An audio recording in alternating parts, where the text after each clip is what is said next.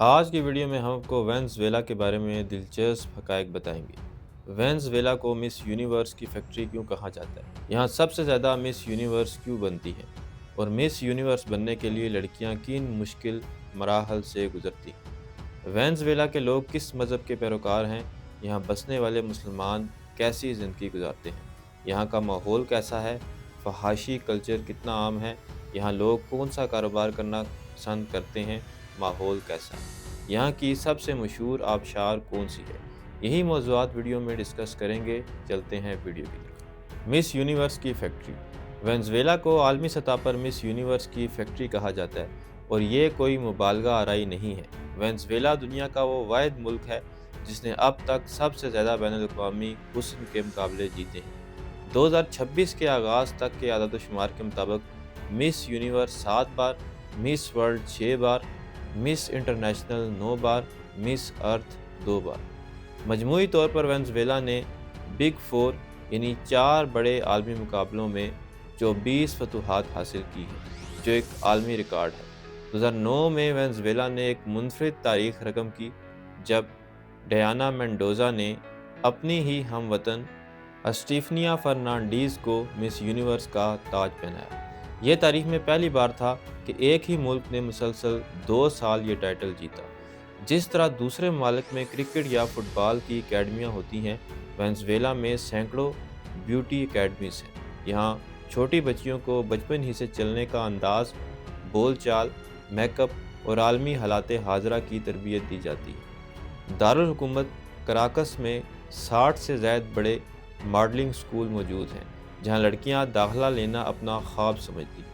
Venezuela کے مشہور beauty گرو اوسمل، جنہیں خوبصورتی کا راز کہا جاتا تھا، کا ماننا تھا کہ خوبصورتی کوئی فطری معجزہ نہیں بلکہ اسے تراشا جا سکتا ہے۔ ان اکیڈمیز میں لڑکیوں کی معمولی خامیوں کو دور کرنے کے لیے کاسمیٹک سرجری کو برا نہیں سمجھا جاتا بلکہ اسے مقابلے کی تیاری کا حصہ سمجھا جاتا ہے۔ شدید معاشی بحران کے باوجود وینزویلا میں ان مقابلوں کی مقبولیت کم نہیں ہوئی۔ بہت سی لڑکیوں اور ان کے خاندان کے لیے یہ مقابلے غربت سے نکلنے کا ایک راستہ ہے۔ ایک بار ٹائٹل جیتنے کے بعد وہ لڑکیاں بین الاقوامی سطح پر ماڈلنگ، اداکاری اور اشتہارات کے ذریعے اپنے خاندان کی تقدیر بدل دیتی ہیں۔ جب مس وینزویلا کا فائنل ہوتا ہے تو پورا ملک تھم جاتا ہے۔ ٹی وی ریٹنگ آسمان کو چھوتی ہیں اور لوگ اسے فٹ بال کے ورلڈ کپ فائنل کی طرح جوش و خروش سے دیکھتے ہیں۔ آئیے اب اس خوبصورتی کی فیکٹری کی سخت ترین تربیت اور ایک اور حیرت انگیز حقیقت کے بارے میں جانتے ہیں۔ ایک ملٹری بوٹ کیمپ کی طرح ان اکیڈمیوں میں تربیت اتنی سخت ہوتی ہے کہ اسے اکثر خوبصورتی کا ملٹری کیمپ کہا جاتا ہے۔ لڑکیوں کو سخت ڈائٹ پلان دیا جاتا ہے اور روزانہ کئی گھنٹے جم میں گزارنے پڑتے ہیں۔ انہیں 6 انچ اونچی ہیل پہن کر گھنٹوں چلنے کی مشق کرنی پڑتی ہے تاکہ ان کا توازن اور انداز بالکل پرفیکٹ ہو۔ انہیں عالمی مسائل، سیاست اور سماجی موضوعات پر بولنا سکھایا جاتا ہے تاکہ وہ ججز کے سوالات کے متاثر کن جواب دے سکیں۔ ان کی سونے، جاگنے اور کھانے کے اوقات پر کڑی نظر رکھی جاتی ہے۔ کون سے مذہب کے پیروکار ہیں؟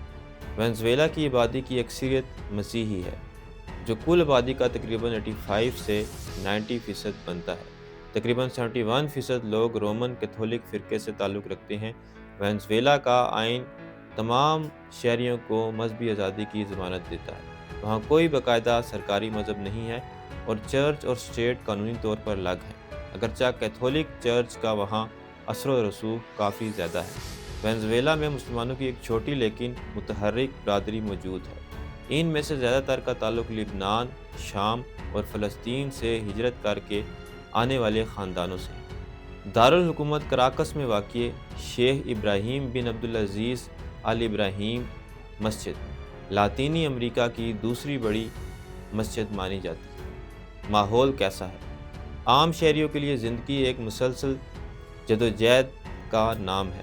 دکانوں پر سامان تو موجود ہے لیکن قیمتیں اتنی زیادہ ہیں کہ عام آدمی کی پہنچ سے باہر ہے۔ لوگ اکثر اپنی ضروریات پوری کرنے کے لیے ایک سے زیادہ نوکریاں کرتے ہیں یا بیرون ملک مقیم رشتہ داروں کی طرف سے بھیجے گئے ڈالروں پر انحصار کرتے ہیں۔ دارالحکومت کراکس سے باہر کے علاقوں میں بجلی کا جانا معمول کی بات ہے۔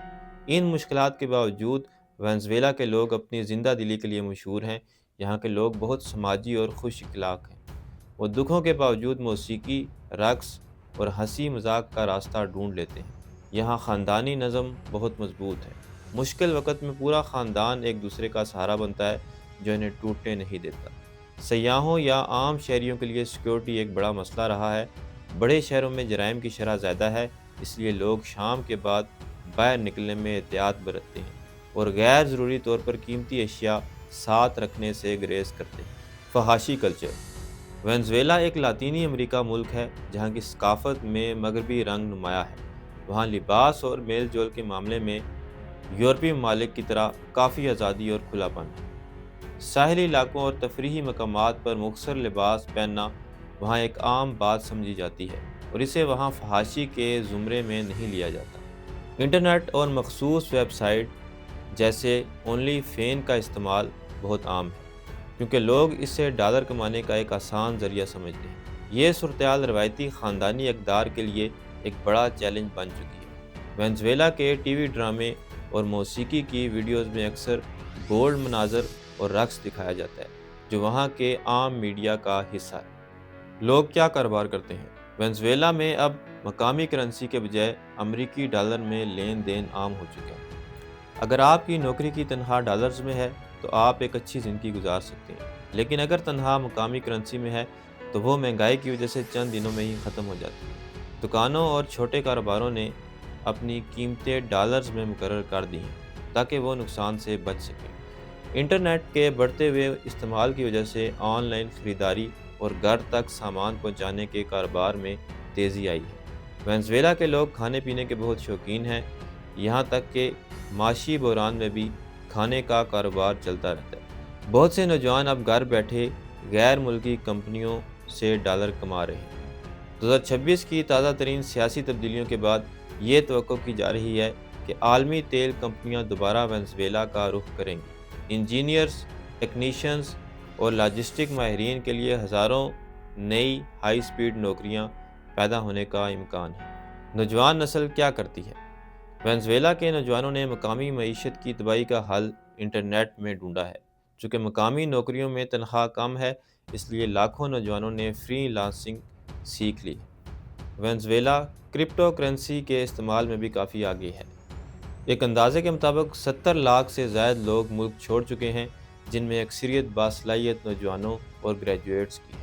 پیچھے رہ جانے والے نوجوان اکثر اس خلا کو محسوس کرتے ہیں کیونکہ ان کے دوست اور بہن بھائی دوسرے ممالک میں مقیم ہیں۔ وینزویلا کی یونیورسٹیاں کسی زمانے میں لاطینی امریکہ کی بہترین درسگاہیں مانی جاتی تھیں۔ اب پروفیسرز کی ہجرت اور فنڈز کی کمی کی وجہ سے تعلیم کا معیار متاثر ہوا ہے۔ بہت سے نوجوان ڈگری حاصل کرنے کے بجائے کوئی ایسا ہنر سیکھنے کو ترجیح دیتے ہیں جس سے وہ جلد از جلد ڈالرز کما سکیں۔ نوجوان نسل روایتی سیاست سے کافی حد تک بیزار نظر آتی ہے۔ وہ نہ تو پرانے نعروں پر یقین رکھتے ہیں اور نہ ہی سیاسی وعدوں پر۔ جنوری 2026 کی حالیہ تبدیلیوں کے بعد ان میں ایک ملی جلی کیفیت ہے۔ کچھ اسے ایک روشن مستقبل کی شروعات دیکھ رہے ہیں، جبکہ کچھ اب بھی محتاط ہیں کہ کہیں حالات مزید خراب نہ ہو جائیں۔ ویکنڈ پر دوستوں کے ساتھ ملنا، موسیقی اور رقص کرنا اور سوشل میڈیا کے لیے ویڈیوز بنانا ان کی زندگی کا لازمی حصہ ہے۔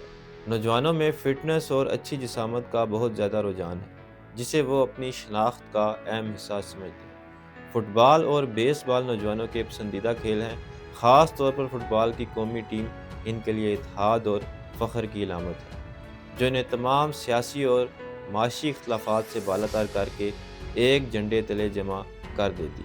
Angel Falls. وینزویلا کی اینجل فالز نہ صرف اس ملک کا سب سے بڑا سیاحتی نشان ہے بلکہ قدرت کا ایک حیرت انگیز شاہکار بھی ہے۔ اس کی کل بلندی 980 میٹر ہے۔ اس بلندی کا اندازہ اس بات سے لگائیں کہ یہ فرانس کے ایفل ٹاور سے 3 گنا زیادہ بلند ہے۔ یہ امریکہ کی مشہور نیاگرا فال سے تقریباً 15 گنا زیادہ اونچا۔ اینجل فال اس قدر بلند ہے کہ تیز ہواؤں کی وجہ سے اس کا پانی زمین تک پہنچنے سے پہلے ہی باریک دھند یا بخارات میں تبدیل ہو جاتا ہے۔ اکثر ایسا لگتا ہے کہ پہاڑ کی چوٹی سے پانی نہیں بلکہ بادل برس رہے ہیں۔ اس کا نام کسی فرشتے کے نام پر نہیں بلکہ ایک امریکی ہوا باز جیمز اینجل کے نام پر رکھا گیا ہے۔ 1933 میں وہ سونے کی تلاش میں اس کے اوپر سے گزرے اور اسے دنیا کی نظروں میں لائے۔ 1937 میں انہوں نے اس کے قریب اپنے جہاز کی کریش لینڈنگ کی اور وہاں سے زندہ بچ کر نکلنے میں کامیاب ہوئے۔ ان کا وہ جہاز آج بھی وہاں موجود ہے۔ اس آبشار تک پہنچنا آج بھی ایک بڑا ایڈونچر ہے، چونکہ یہ کانائمیا نیشنل پارک کے گھنے جنگلوں کے درمیان واقع ہے۔ اس لیے یہاں تک پہنچنے کے لیے پہلے چھوٹے طیارے پر سفر کرنا پڑتا ہے اور پھر دریا کے راستے کئی گھنٹے موٹر بوٹ کا سفر کرنا پڑتا ہے۔ سر آرتھر ڈائل کا مشہور ناول۔ تو دوستو، یہ تھی میری آج کی ویڈیو، ملتے ہیں اگلی ویڈیو میں، تب تک اللہ حافظ۔